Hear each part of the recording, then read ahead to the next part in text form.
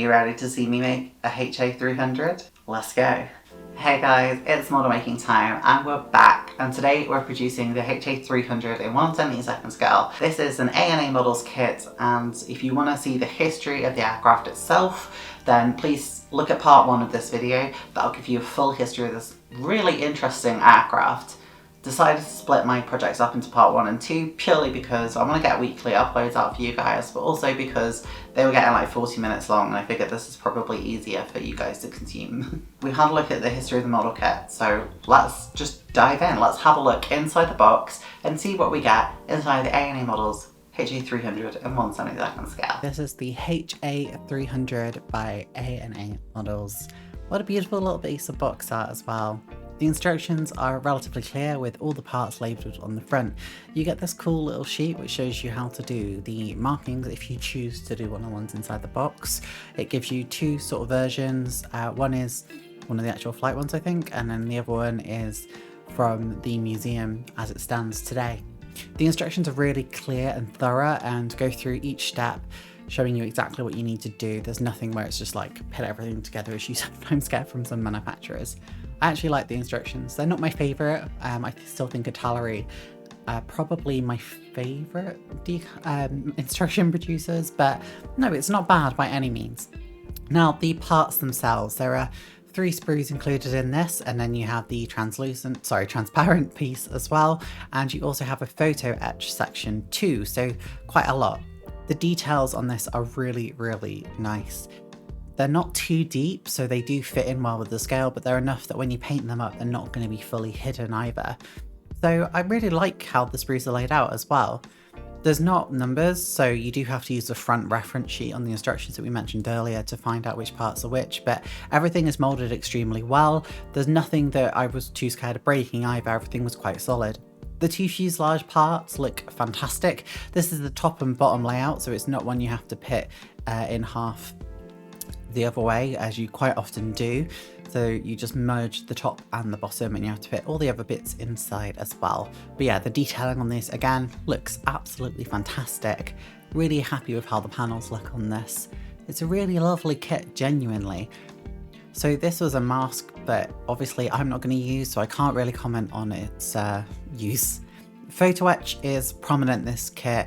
You do have to use some of the photo etch parts. Some bits like the cockpit you don't have to use, but those bits there are for over the sort of leading edges of the wings, and you do need to put those on to make the fully, the full kit really. So you're gonna have to get used to photo etch. Make sure you've got some epoxy glue or all-purpose glue.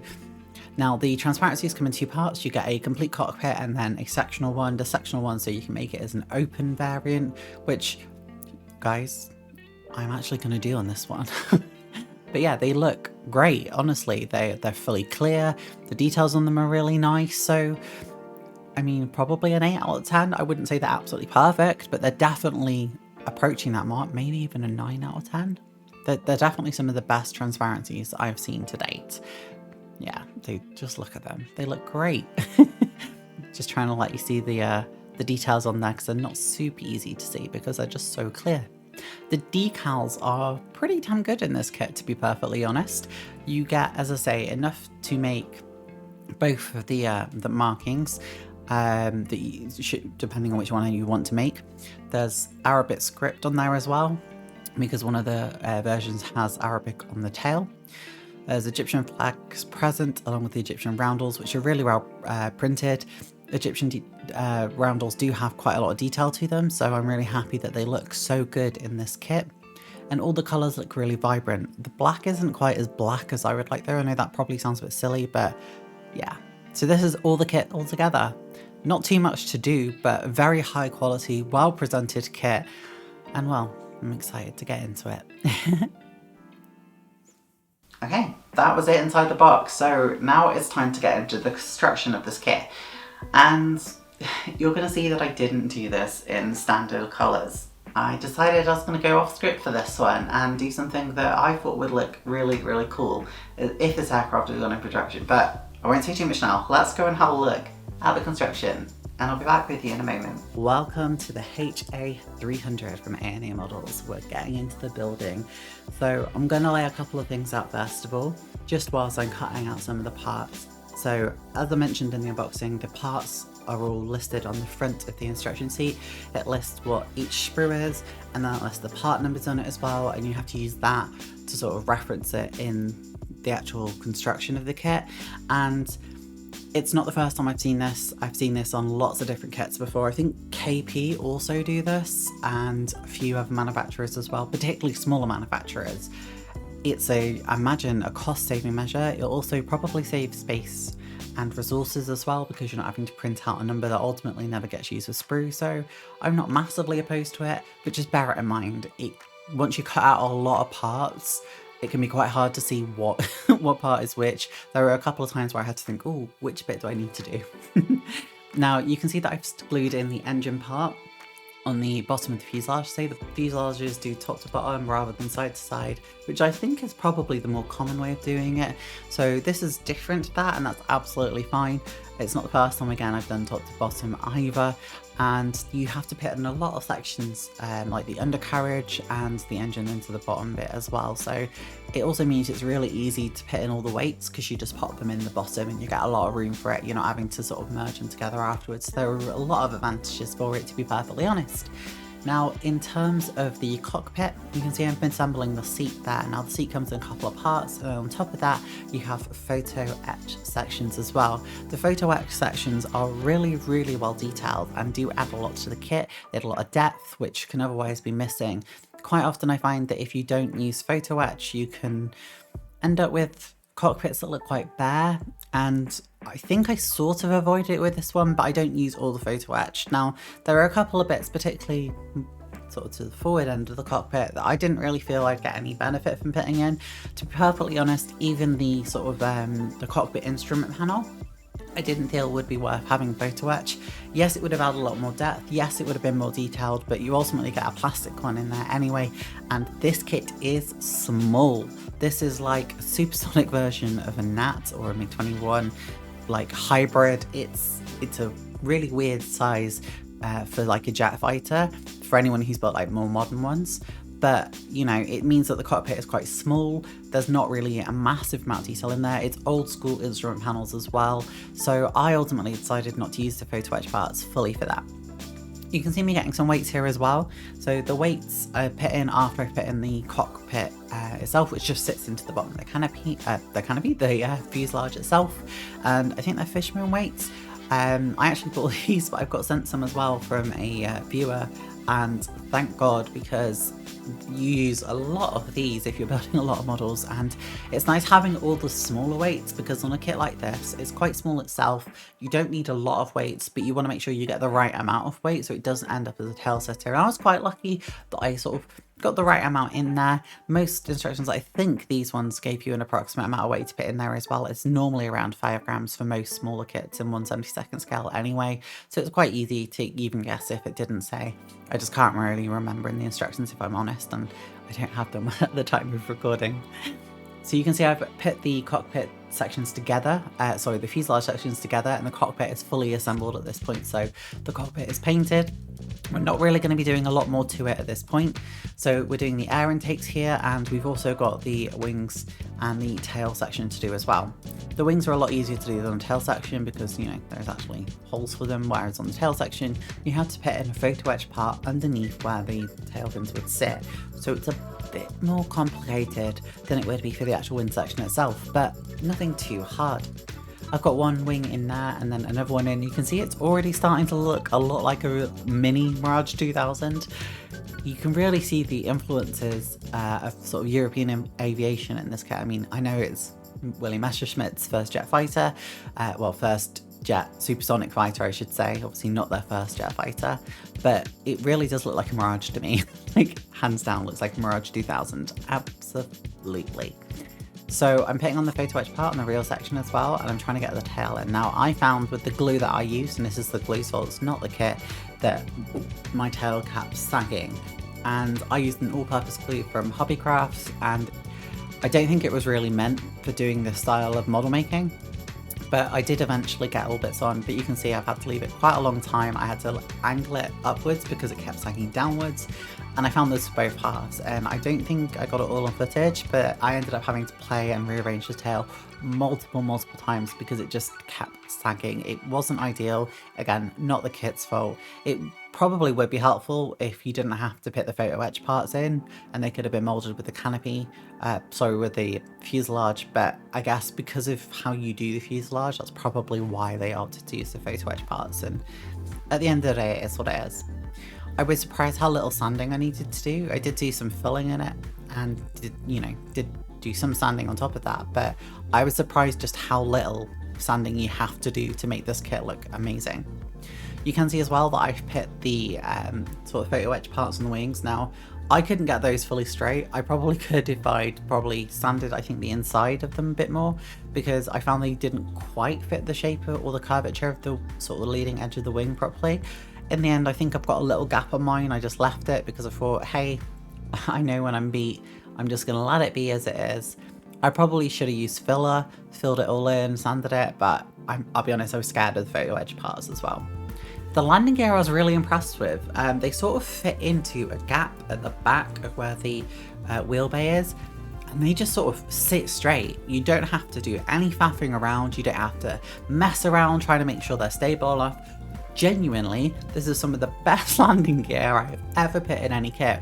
The only criticism I have, and I think this is my scale, is I've seen sort of replicas of this that it should sit more at an angle like that, whereas mine sits quite flat. But I don't know if that's because this is like a light loadout and a lot of the ones I've seen have got a heavy loadout, so they sit at more of an angle, but I'm not sure. I like how mine looks. It looks very high and perched up and mighty. I left it to dry on this to make sure that the landing gear could fully dry and fully cure before I put any weight on it, because that is the last thing you want to do, is put too much weight on top of the landing gear, because that is just going to spell up. But they don't take too long to dry, and once it's all dry, you have this lovely cute little model kit that can sit all by itself. I was very happy to find out that the weights I put in were sufficient to make sure that my kit, didn't end up as a tail dragger, because that would have been very depressing given the hard work that I put into it. There are a couple of more details that needed to go into it. So there was a little, I guess, antenna that goes on the top that I needed to put on. I think in the end I accidentally broke it off and I had to make a new one and cut it out, but hey, it looked fine in the end, so who's really too worried about that? I know I'm not. I was amazed that on the tail fins as well, the two little prongs that stick out, never broke. There's also a pit-up tube that needs to go into the front of the aircraft. I do that right at the end. You won't see that here because I'm not recording the painting, because I want that to be a surprise for you, because I did something very different with this kit. So yeah, you're going to see me just finish the construction here. There was a fair bit of sanding that went on afterwards. I did go back and fill a few more parts in, but to be honest, this kit fit together so well I didn't really need to do that much with it. I'm really impressed with ANA models. I will definitely be purchasing their kits again. I'm not scared of their kits at all. They are fantastic, but again, just to reiterate, this is definitely more of an intermediate sort of level model maker. If you haven't built one before, I'd probably recommend just building at least 2 or 3 just beginner kits before you get too much into this one. But yeah, that's pretty much it. That is the construction complete. I decided to do my Helwan HA-300 in the Silver Stars scheme, and obviously this never existed. This aircraft never saw mass adoption, it was never mass produced, but if it had been, I would like to think that this would be like, probably use like the Thunderbirds use the F-16, and the Silver Swallows would be fully equipped with this. So I used some references from the images that I could see of the Silver Stars with their K8, which they currently use, and sort of thought about how they would adopt it for this aircraft, and it sort of, a lot of it was on the bottom, to be perfectly honest. I did some unique stuff on the tail for the sort of Egyptian flag, and I used a lot of the markings that came with the kit. So I've used almost everything that came with the kit, bar a couple of things. I added on some bits from my Spaz decals box, like for a number on the tail, for example. But yeah, I really hope you enjoy it. Let's have a look at my HA-300, because guys, I really think I did a good job, and I never say that.